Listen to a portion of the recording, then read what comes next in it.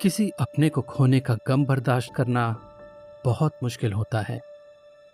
जब हमें पता चला कि पापा को अल्जाइमर की बीमारी है तो मुझे उनके लिए बहुत चिंता होने लगी। जब तक पापा जिंदा थे तब तक पूरा दिन उन्हीं की देखभाल में निकल जाता था। उनके गुजरने के बाद मुझे समझ ही नहीं आ रहा था कि मैं क्या करूं। एकदम खाली खाली लग रहा था। जब हमारी बेटी शिहो की बीमारी से मौत हुई तो बस 16 साल की थी। वो चल फिर नहीं सकती थी, इसलिए हम उसे कभी अकेला नहीं छोड़ते थे। हर पल उसे अपने पास रखते थे। उसकी कमी बहुत खलती है। क्या आपने भी किसी अपने को खोया है? इस दुख को सहने के लिए आप क्या कर सकते हैं? सब लोग एक जैसे नहीं होते, इसलिए अपनों को खोने पर सबको एक जैसा दर्द नहीं होता। पर ऐसी कुछ बातें हैं जिनसे कई लोगों को गम से उबरने में मदद मिली है। जानकार भी यही सलाह देते हैं। पहला, दोस्तों और रिश्तेदारों की मदद लीजिए। मैं सबसे दूर दूर रहने लगी क्योंकि मुझे लगा वो नहीं समझ पाएंगे मुझ पर क्या बीत रही है।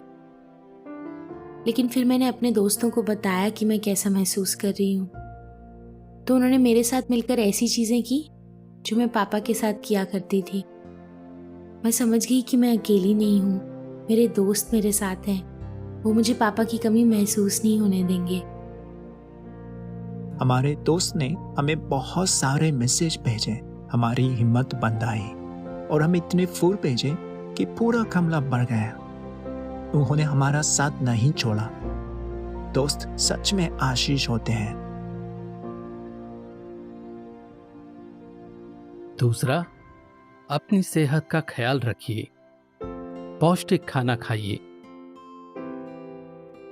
कसरत कीजिए, खूब पानी पीजिए और भरपूर नींद लीजिए।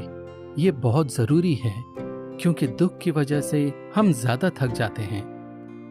मैंने देखा है जब मेरी नींद पूरी नहीं होती तो उस दिन काम करना मेरे लिए मुश्किल हो जाता है। इसलिए मैं सोने से पहले फोन का कम इस्तेमाल करती हूँ और ऐसी चीजें करती हूँ जिससे मेरा मन शांत रहे। तीसरा, कभी कभी दूसरी बातों में मन लगाइए। कई लोगों ने देखा है कि अगर वो दुख पर से अपना ध्यान हटाने के लिए कुछ दूसरी चीजें करें तो उन्हें अच्छा लगता है। आप नए दोस्त बना सकते हैं, कुछ नया सीख सकते हैं या मन बहलाने के लिए कहीं घूमने जा सकते हैं। घर में रह रहकर मैं और भी ज्यादा दुखी रहने लगी। मैं निराश कर देने वाली बातों के बारे में ही सोचती रहती थी। लेकिन जब मैं घर से बाहर निकली तो मुझे ठंडी हवा में बहुत अच्छा लगने लगा। सच में दूसरी चीजों के लिए वक्त निकालने से मन हल्का हो जाता है। चौथा, दूसरों की मदद कीजिए। ऐसा करने से आपको अपना दुख सहने में मदद मिलेगी। अपने दोस्तों और रिश्तेदारों की मदद कीजिए क्योंकि वो भी आपके अपने की मौत से दुखी हैं। प्रेषितों 20 के 35 में लिखा है, लेने से ज्यादा खुशी देने में है। इस बात से मुझे बहुत मदद मिली, इसलिए मैं रोज दूसरों के लिए कुछ करने की कोशिश करती हूँ। ज्यादा कुछ नहीं तो बस किसी को फोन लगा लेती हूँ। ऐसा करने से मैं खुश रहने लगी और मेरी चिंताएं भी काफी हद तक कम हो गई। पांचवा, उनकी यादें ताजा रखिए जिन्हें आपने खो दिया है। ऐसा करना कई लोगों को अच्छा लगता है। यादें ताजा करने से वो अपने दुख से बाहर निकल पाते हैं। हम अक्सर अपनी बेटी के साथ बिताए मीठे पलों को याद करते हैं। शिहो इस बात पर कितनी हंसती थी ना, आपको याद है? उसे ये चीज कितनी पसंद थी। उन बातों को याद करने से हमें खुशी मिलती है। हालांकि कोई भी चीज आपके दर्द को पूरी तरह नहीं मिटा सकती, लेकिन इन बातों को मानने से आपको कुछ हद तक राहत जरूर मिलेगी। इस वीडियो में जो भी सुझाव दिए गए हैं वो बाइबल पर आधारित हैं।